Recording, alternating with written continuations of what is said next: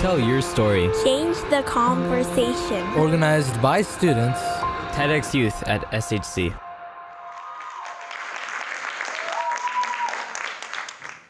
My name is Jennifer Kazaryan. I know. My last name is not an easy name to pronounce. It comes from my dad's side of the family, who lived in the village of Kars, Armenia, before it was taken over by the Ottoman Empire. I am Armenian, and my great-grandparents survived the Armenian Genocide. Last year, a few days before the 103rd anniversary of the genocide, I was in the car with my dad, and we were driving to school on a rainy day. We were listening to a song in Armenian about the massacres that happened. And I was curious, and so I asked him what he remembers his grandmother telling him about her experience with the genocide. He said that he doesn't really remember much since it was not allowed to talk about in the Soviet Union. So all he remembers is her waking up in the middle of the night because of nightmares she was having, or her singing a ballad in Armenian. This reminded me that genocide is not a common conversation topic. Raise your hands if you have learned about genocide as a part of your school curriculum.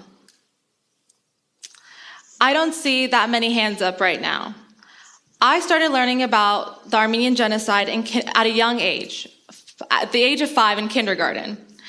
Every year during the anniversary of the genocide, April 24th, we would go up to the cross at Mount Davidson and remember the 1.5 million lives that were lost. I know about genocide because it is intertwined in my family history and because I attended KZV Armenian school. But I realize that many other people don't know about it. So I am opening up this topic to you.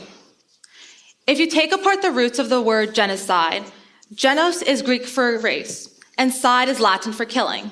So genocide is the systematic killing of a group of people based on race, ethnicity, religion, or any other divisive characteristic. Genocide is intimidating because it is a scary thing, but I'm trying to make you understand that shying away from or not saying the word genocide doesn't make it any less of a reality. I want you to confront it and feel the gravity of what genocide is.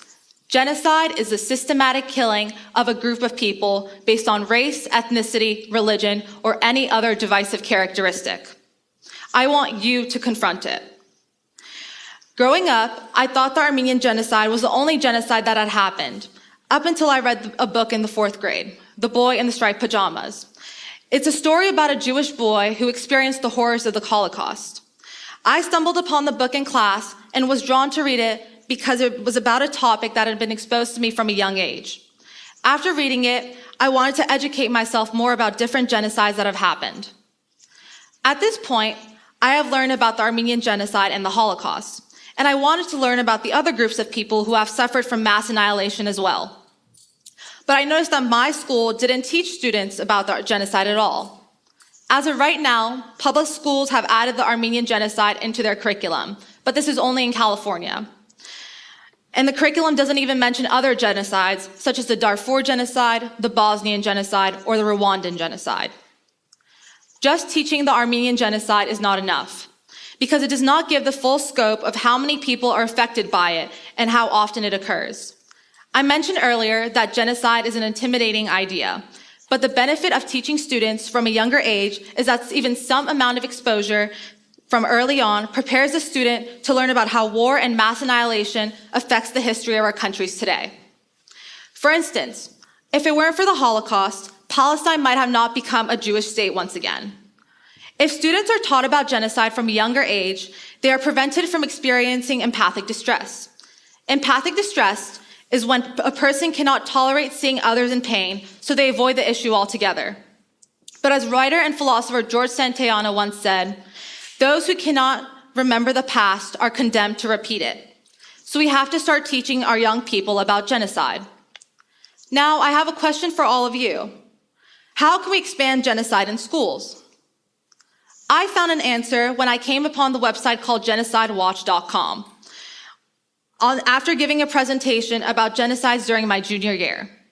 On this website, updates are constantly being posted about what is happening in the world in relation to genocide.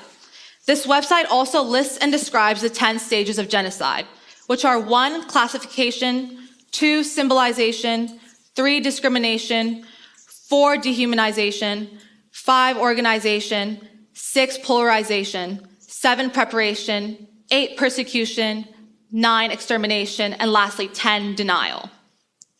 These stages are the best way to introduce genocide to students because they clearly show how genocide develops over time. The later the stage, the more severe the genocide is. But it is a big topic, and the 10 stages make it easier for students to have a roadmap to understanding the levels of genocide. The 10 stages can help other students in the same way it helped me, by giving them tangible words they can use to analyze genocide so it doesn't remain a vague concept in the back of their minds. For instance, the Armenian Genocide was known as the first genocide of the 20th century.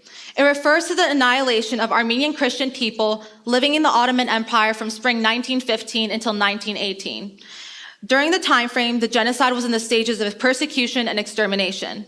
There were approximately 1.5 million Armenians that had died, and through either massacres and individual killings, or from systematic ill treatment, exposure, or starvation. Currently, after more than 100 years, the Armenian Genocide is still in the 10th stage of denial. I have been educating people about the Armenian Genocide, especially because it has been denied for more than a century. When I was given the opportunity to talk about genocide, especially in history and ethics classes, I would speak out through presentations. I would share the story of the Armenian Genocide and how it has taught me to prevent myself from being ignorant of what's happening in the world. How many of you knew that there is a genocide happening right now? This is why we need genocide education in schools. There are several genocides that are happening right now, which many people don't know about. In this map right here, you can see the world, like the map of the world, and each country that has a color is in a different stage of genocide. As you can see, Yemen right there is in currently the stage of extermination and denial. Yemen has been experiencing a bloody war between the Houthi rebels and supporters of Yemen's government, which the UN has described as the worst man-made humanitarian crisis in history. This issue began in 2004 and is still happening to this very day. There's also the genocide against the Nigerian people, and this country is currently in the stage of extermination.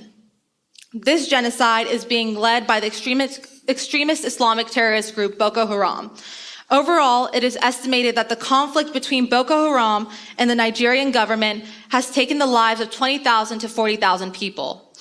An estimated 2.3 million people have been displaced as a result of the fighting, with 250,000 people fleeing to neighboring countries such as Cameroon, Chad, and Niger. Clearly, genocide is our reality. It has never been a thing of the past, but if we want it to be, we have to take action to put a stop to it. So how are you going to make a difference? What are you going to do when you leave this room? Are you going to educate yourself more about genocide? Are you going to lobby for legislation that will help put genocide education in public schools' curriculums? This talk is going out to the world, and I'm asking you to be part of the movement that advocates for genocide education. So stand with me. Thank you.